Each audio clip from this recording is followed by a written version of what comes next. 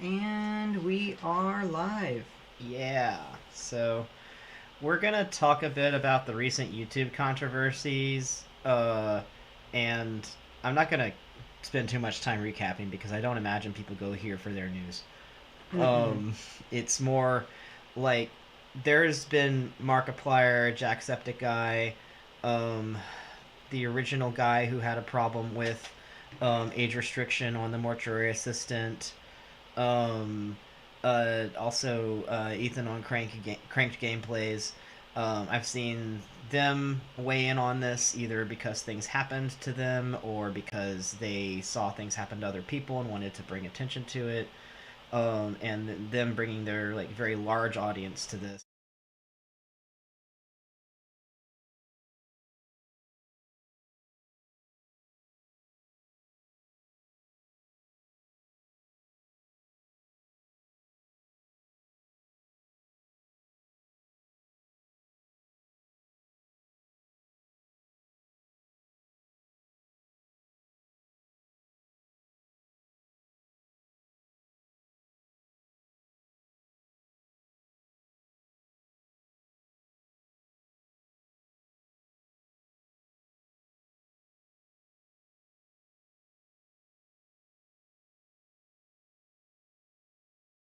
Septiceye highlighted.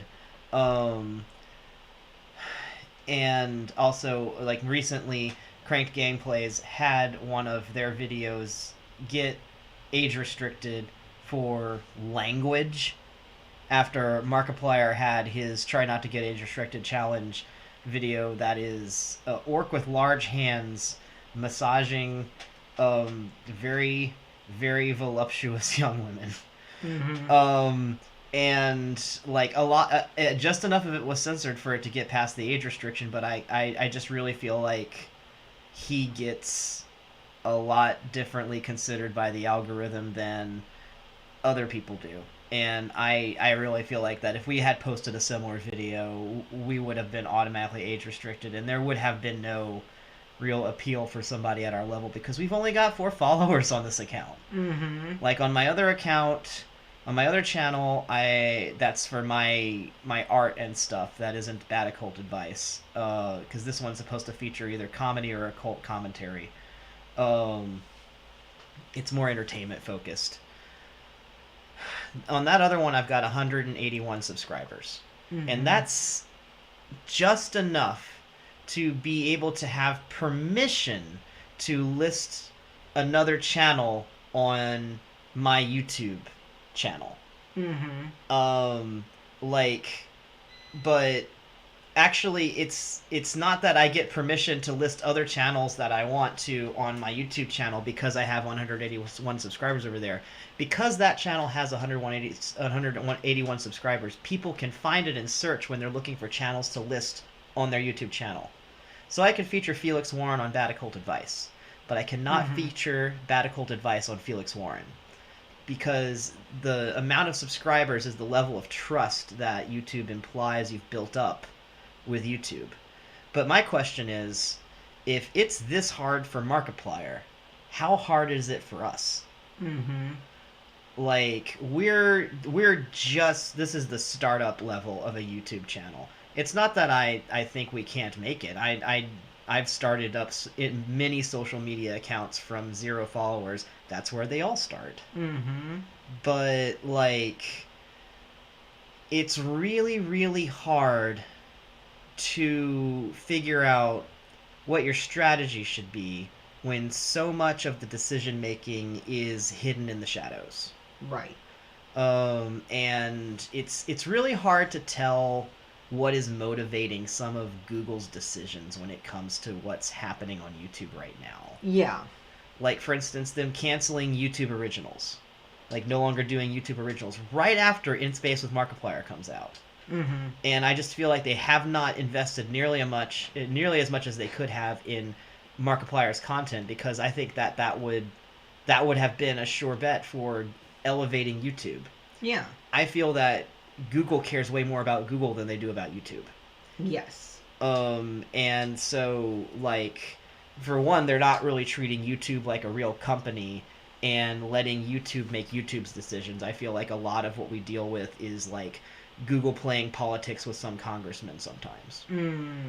Yeah, I could see that. Um, I mean, I read about this all the time. I try to keep up with politics partially because the stuff they decide in Congress are the laws that get applied to our media that we're trying to publish stuff to. Yeah.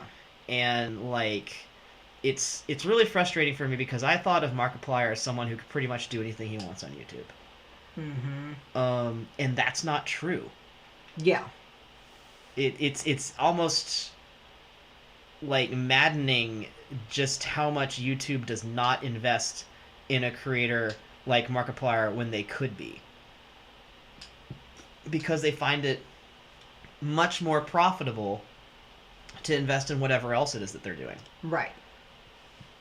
So, what do you think? I really think that one of the biggest issues is that they're not being clear about how even the content moderation system is done. Like, how much is it reviewed by humans? How much of it is AI or algorithmic? Because at the end of the day, I'm hearing so many people talk about, well, one person must have looked at it and then another person looked at it and they have differences of opinion. Well, one of the things is like, if it gets auto flagged, we've talked about it. There's been times where we've seen stuff that suddenly gotten popular after like some inactivity, and some of their videos that people are going back and watching get auto flagged for content that wasn't applicable. So obviously there's some retroactive stuff going on, and I really think it is based on once a video hits so many views within a certain time period, the algorithm or the AI or whatever it There's is, a bot that goes and sniffs their checks it. channel out. Yeah. I think so too. I think there is actually like your channel is more deeply analyzed now that it is being looked at. Also, one thing I want to say as a developer, like a programmer type software developer, is that one thing you develop when it comes to these huge systems that have so many accounts is a kind of lazy system. And the lazy system sort of conserves resources in a lot of ways. And one of the ways that lazy systems conserve resources is that they don't do checks unless they have to, because a check, an actual database check, a search or whatever, that is processing power. That literally it costs them every time that you search. Right. So you notice that whenever you search on YouTube, you usually come up with like kind of the same kind of stuff. Yes. And that's because YouTube kind of has its algorithm doesn't just customize to you. It also saves a lot of time and a lot of power by simply floating up a bunch of stuff to the top and then searching that instead of searching through the entire haystack. Right. But that means that, what if your content is is the needle at the bottom of that haystack? And like, you don't have an explanation as to why your content is positioned where it is in the haystack. Yeah. You just know that yours is way deeper than Markiplier's. Yeah. And his is deeper than, say, Vice or NBC. I feel that YouTube is positioning things the way that it is so that it can take market players who want to pay to be at a certain level. Like, NBC absolutely pays to have their videos promoted. Yes. ABC, I don't remember if it's NBC or ABC who has The Good Place. But whatever network has The Good Place, I think it's NBC. They pay to have their videos featured as suggested to new YouTube users. If you log out of YouTube, you go onto your front page or you start a new YouTube account and it doesn't have a bunch of search history on you, the video you are always going to be suggested in that screen, on that first intro screen, is going to be season 3 outtakes from The Good Place. Huh. it has followed me around, and I have watched it follow Markiplier around whenever he does one of those videos where he's like, what does YouTube show new users? Right. And I've seen some other YouTube users do this as well. Like I can tell whenever they're using a throwaway account or a incognito tab instead of their YouTube account because it's not showing custom videos, it's showing kind of more generic stuff. Mm-hmm. It's always suggesting this Good Place Season 3 outtakes video. Huh. And I'm pretty sure that NBC pays for that. Interesting. So then I think another thing that we could go into is possibly the bots issue as well, because like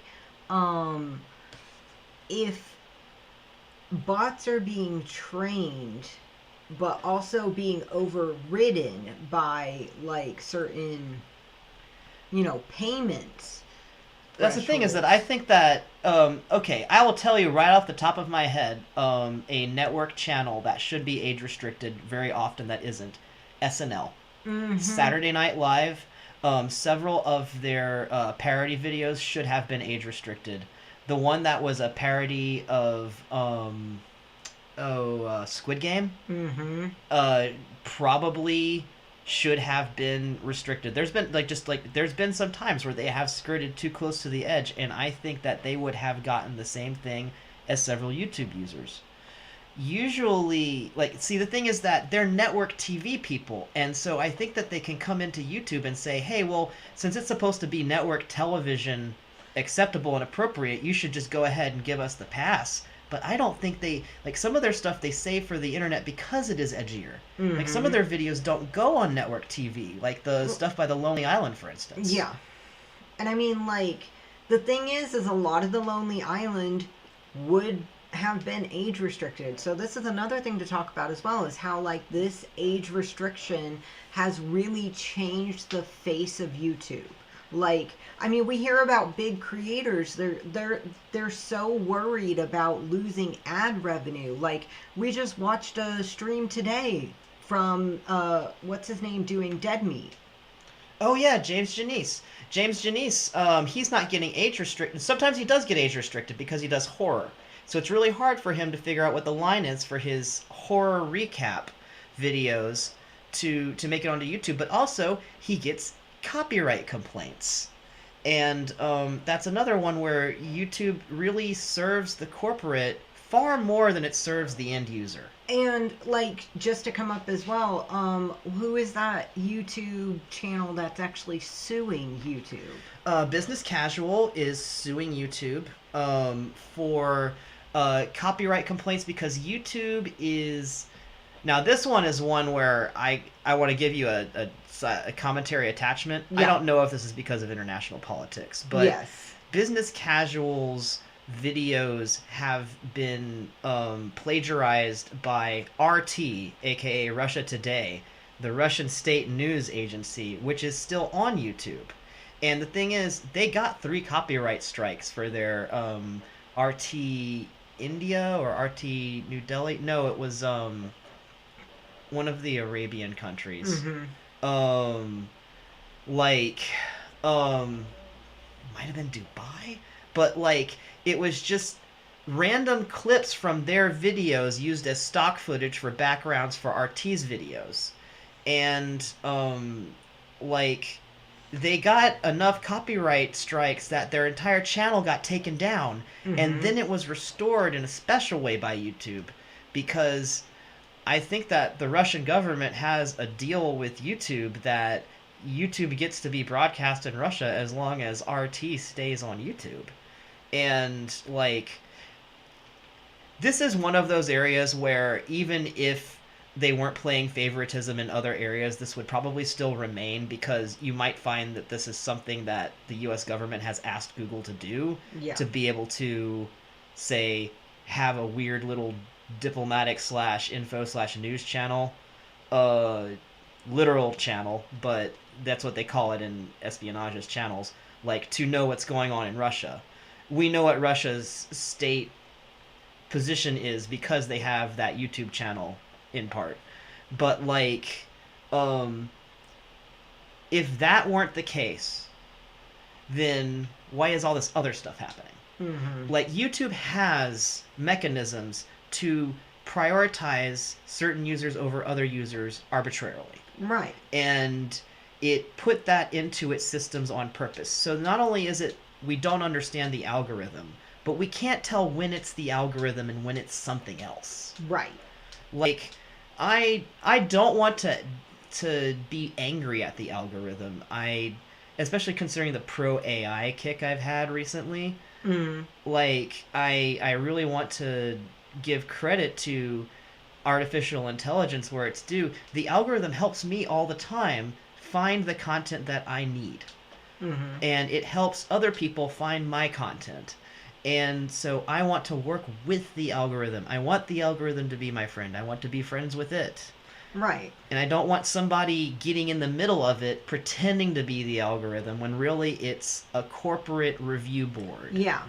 And I think that's the thing is like understand that like the algorithm, yes, we understand that it is changing on YouTube because of anti-bot protections, anti all sorts of things. But when you get basically human interference, I think is the best way. It like with the algorithm, any kind of human interference where they're auto going back and changing it, but they're not updating the algorithm. Yeah, that's the other thing is that they're saying, oh no, this is okay arbitrarily, but they're not updating the algorithm to say, look, could you just stop flagging the mortuary assistant? It's fine. It's like that one scene that has nothing to do with what you think it is. It's a video game. Also, I find it very interesting that that doesn't seem to be an option for flag for human review.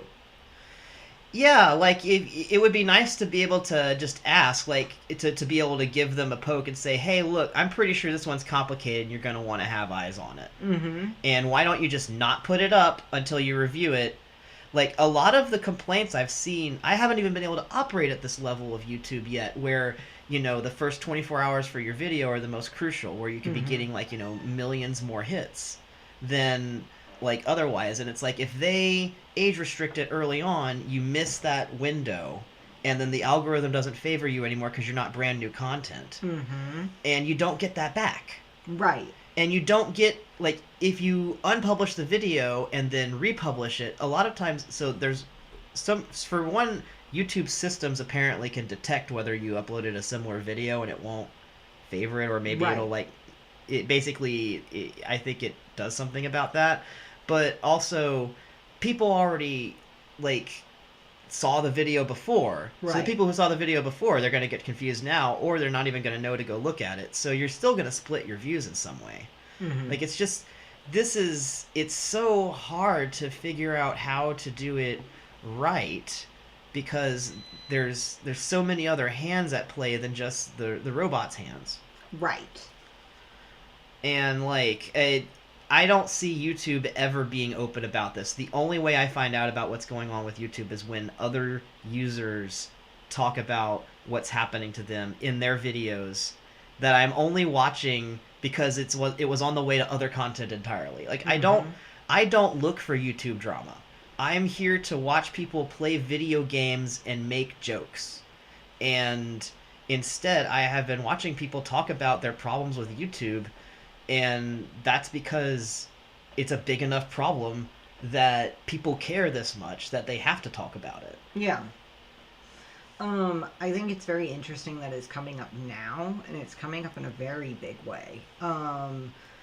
Like, I really think that something does have to change when it comes to YouTube, because it really seems like for anyone who's starting out that the days of YouTube where you could come out of nowhere and get, you know, recognized and become a star are kind of over. I'm not sure if they're over, but I feel that it wouldn't happen in the same way it did before. That the algorithm is not going to reward you the way it used to. Like, the way that the people who are at the top of YouTube now, the way they made it up, you can't do that again. And I see them being frustrated about it in some ways. Like, for instance, Unis Honest, Markiplier, and Crank Gameplays' collaboration channel that they did for only 1 year. they were really frustrated about the fact that when they made it to 250,000 viewers, they didn't get a play button for that because YouTube doesn't do that anymore. They don't do the 250,000 reward anymore, or they don't do it if you do another channel or something like that. Like, and I think that really sucks. Like, I feel that they've taken down a lot of the rewards for starting out creators and lower level creators, and that they really want people to come onto YouTube who already have built up a following from somewhere else. Right. And I'm hearing that everywhere. It's like, I'm sorry, but not all of us can be Amanda Palmer. You've got to let somebody onto your system and just let them get big doing the things that they love to do and just let it happen. Instead, I feel like they're trying to do a lot more industry play. They're trying to be kingmakers. I told you before I was going to talk about the Borders Make Books program, and I think that we could probably wrap up with that. Yeah. So, Borders, you remember the bookstore Borders? That used to exist. It doesn't anymore. But they used to be in every mall, and they used to have a store, just as many stores as Barnes & Noble, pretty much. Right. And they sold books. They were a big book-selling store. You could get most new books that you wanted from there. You could get anything from manga to nonfiction to science fiction to whatever. And, like, I went to Borders very often. I think I might have had a rewards card at one point. I had a friend who worked there during the 2003-2004 period. And this is when Borders was going, like, straight downhill. Like, might have stretched into 2005 too. But basically what was happening was that Borders was getting so weird about how bad its corporation was that they were starting to hire people to search online to find employees that were complaining in forums about working at Borders. Oh my god. And this is before Reddit existed. So it was like PHP boards, PHP BBs, or live journals where most people were talking. So there became closed live journal communities that were highly vetted to be able to complain about Borders within. Because that was the only way to make sure that your manager wasn't spying on you. Oh my god. So for one, just that. This is just the entry level part of the story. I didn't even talk about the make books yet. So they had something called the Make Books program. And being on one of these boards was how you found out about this, because it was hard to find out about the inside garbage on Borders whenever they were shutting down all of this discussion, which was kind of the deal. So there was a book that came out, and I don't even remember what the book was. Don't even remember if it was like nonfiction or fiction, but it was one of those like made to be popular and bestseller kind for that season kind of books. Yeah. So there was a popular book that came out, and Borders sold a lot of it, and there was apparently something had occurred where someone had recommended it somewhere a lot at a Borders, and it sold a lot. Like somebody's stats were higher in some area because of some kind of recommendation that the staff made.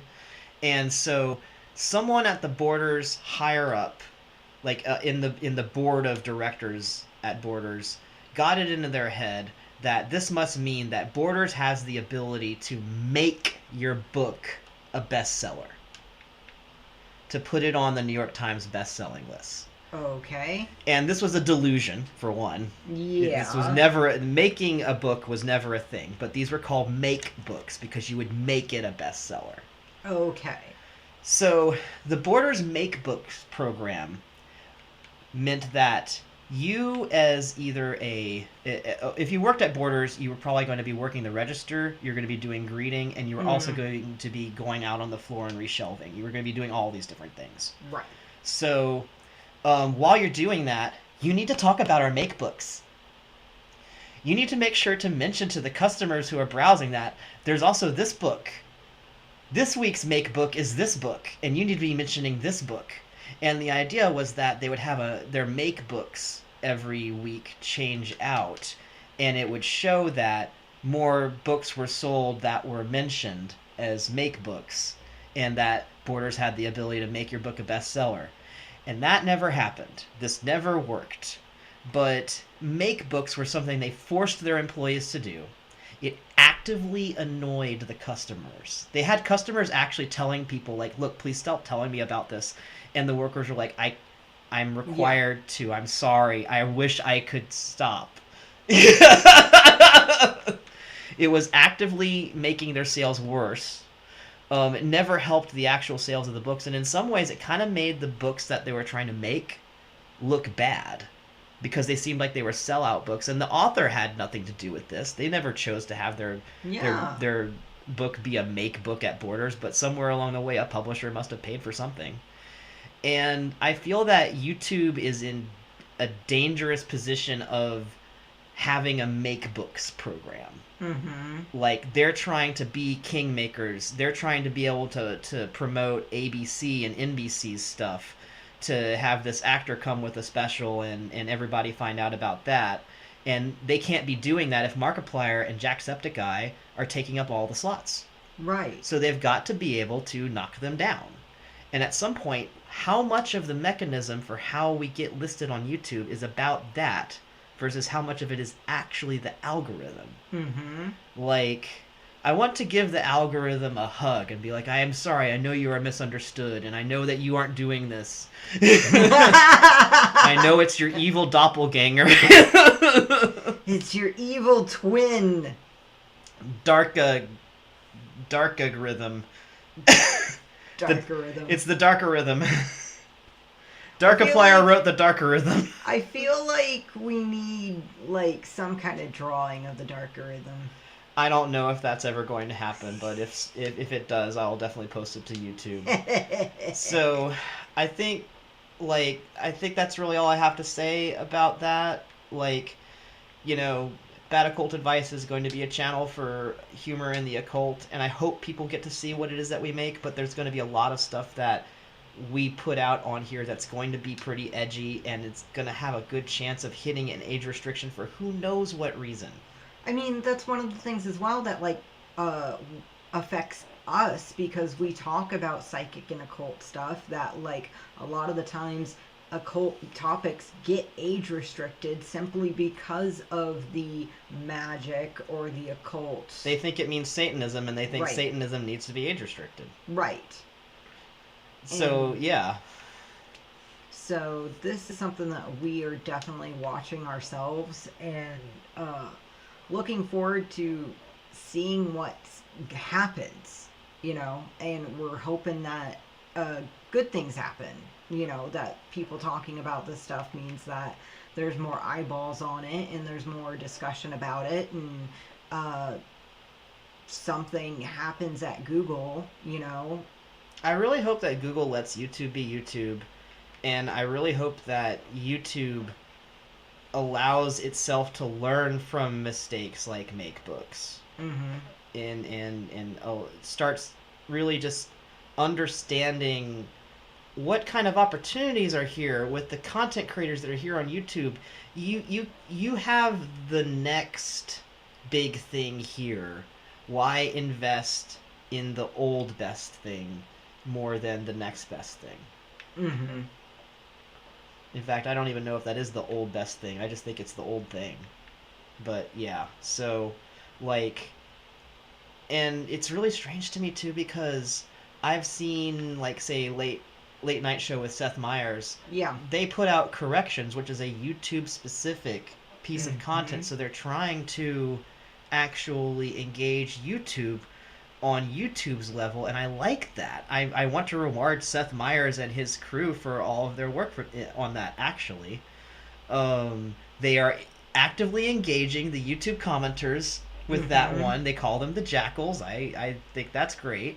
And, like, I see them trying to engage YouTube on a YouTube level and like, really, like, growing as content creators as well. Mm-hmm. And, like, can't we all just play here on the same ball Can't court? we all just play in this space? We all want to be on the playground together. Stop saying that certain kids get to go on the good slide, and other kids have to go on the rusty slide.